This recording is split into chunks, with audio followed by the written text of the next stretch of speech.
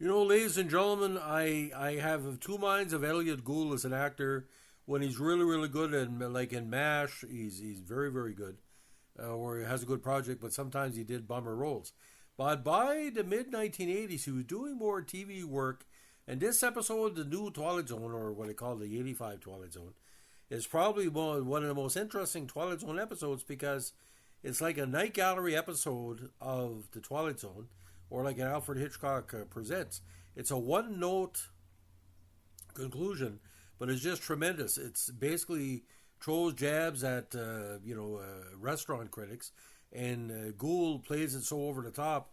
I thought at first he was kind of a gay Rex Reed type, but he's more like a male chauvinist type, whose basically ego brings him out of control, and he pays for it with his gut.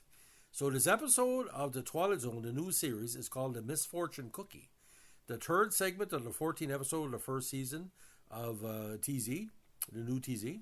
And this one, a restaurant critic discovers a Chinese restaurant where the fortune cookies have fortunes which come true, whether good or bad. Now, Harry Folger, coffee, is a food critic for a major newspaper. Restaurants live or die by his reviews, which often use gratuitously nasty prose in order to draw more readers. Spiting journalistic integrity, Harry usually only visits the restaurants he pans so he can collect their matchbooks and display them as tombstones in a graveyard scene at his office. Now, when Harry visits a new Chinese restaurant called Mr. Lee's Chinese Cuisine, he orders a massive amount of food and immediately asks for a check without eating. Assuming Harry was displeased with the food, the owner, Mr. Lee, apologizes, tells Harry the meal is free because food preparation is part of their culture, and presents him with a fortune cookie. The fortune reads, "A grand award awaits you," just around the corner. Now, as Harry walks past an alley, a thief knocks him down and drops $100,000 in diamonds before running away. The grateful jewelry store owner gives Harry $1,000 as a reward. Realizing the fortune cookies are magical, Harry returns for more. When Mr. Lee complains that customers cancel their reservations because of a review, Harry promises to write a more favorable re-review if he's allowed to have the table. After again not touching his food, he receives a fortune that says April arrives today, bringing romance. As it is September, Harry storms out, intending to go back on his promise. On the way to the office, he meets a woman asking for directions. He shows her the way and asks her out to dinner. She introduces herself as April Hamilton. Now, when Harry takes her out to Mr. Lee's, Harry again does not eat any food despite April telling him how good it is.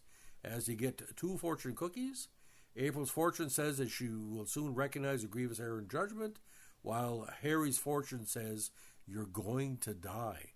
Now, after this episode came out, ladies and gentlemen, within North America, like, the ratings for Twilight Zone, the first few episodes were good, but a lot of people point to this episode where it was basically pissing off some of the advertisers because there was no food restaurant would sponsor a show, and Rod Serling had the same problem, that promotes death while you're eating. Now, outraged, Harry threatens Mr. Lee and causes a scene. Disconcerted, April leaves. As he exits the restaurant, he's overcome with massive hunger pains. He eventually finds out he's on a street of a Chinese restaurants that were not there before. He wanders into one and eats and eats and eats and eats, and it looks like there's one scene he's eating kind of a baby duckling. It's pretty bizarre. And hearing Elliott Gould, not a very good thing for any reviewer. But as the scene goes on, he's unable to satisfy his hunger. As he continues to endlessly eat, he receives a fortune cookie that says, "You're dead." A tombstone with Harry's name on it has been added to his matchbook graveyard. We don't know if that's a play on by the director, but, Now, Alan Arkush does a really, really good version of this. Now, Stephen Ray wrote the script. It's based on the original story, The Misfortune Cookie by Charles E. Fritsch. Now, ironically, this is considered like a New Year's week. It was shown in Canada on New Year's Day, but in the States it was January 3rd, 86. Now, the script is very closely based on a short story of the same name by Charles E. Fritsch and was published in 1970 in the Magazine of Fantasy and Science Fiction. Later collected 100 great science fiction short stories, edited by the great Isaac Asimov. In the story, rather than meeting April Hamilton, he meets an old friend named Cynthia Peters. Despite that both are married, they soon fall in a torrid affair, in part due to their mutual love of Chinese food. I think it would be a better plot. Harry eventually is found out and finds Cynthia's husband and his own wife pointing guns at him, but makes a narrow escape in a Chinese restaurant where, as in this episode, the food never fills him up and the fortune cookies all tell him that he will be dead or is going to be dead. So well put together, ladies and gentlemen. Now, for what I call the first half of the first season of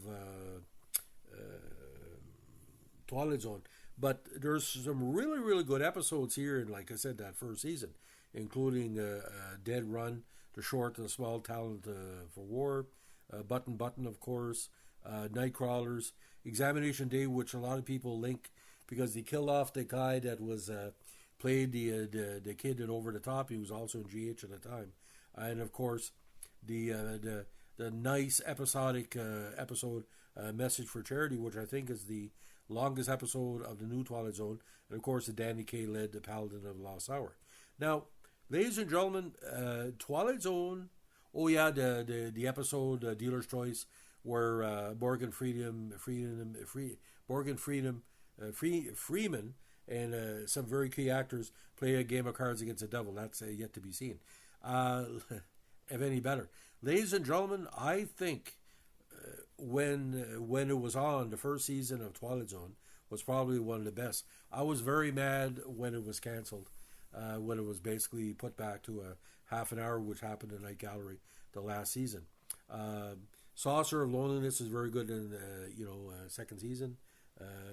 But ladies and gentlemen, Elliott Gould, a very good, what do you call, dramatic actor. Like I say, he's over top like Richard Dreyfuss.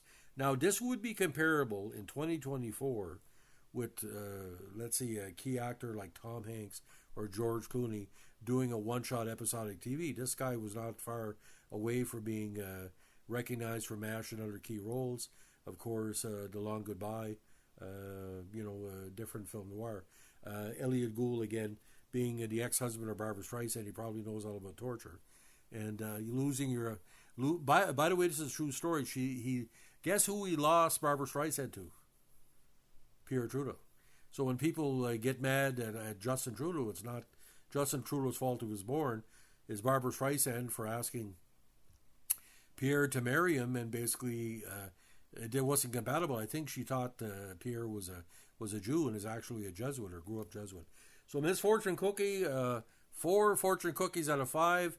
And if you got the fortune cookie for this show, it would open and say, watch at your own peril, because is it black comedy or is it reality? Because the Elliott Gould character, he was almost playing a bad copy of Rex Reed, or a straight version of Rex Reed, if that's even possible, because Rex Reed, just like Gore Vidal, look at me, one of the original egotistical homosexuals of the modern era. That's a term I use, egosexual. Look at me, I'm a fruit. Yeah, okay, you are. So what else do you want?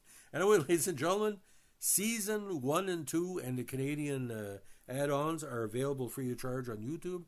I don't know if we're in the public domain, but Saturday is there with Bruce Willis. Again, Dead Run with Railsback. There's 2 Star Trek The Next Generation alumni in that episode. Nightcrawlers is great. The Once and Future King, written by George Martin, about Elvis. Someone playing Elvis and they're not Elvis, if that makes any sense. But this one, like I said, Misfortune Cookie, the best Night Gallery episode of Twilight Zone. Have a good one. And don't forget, give us a like, comment, subscribe, or share.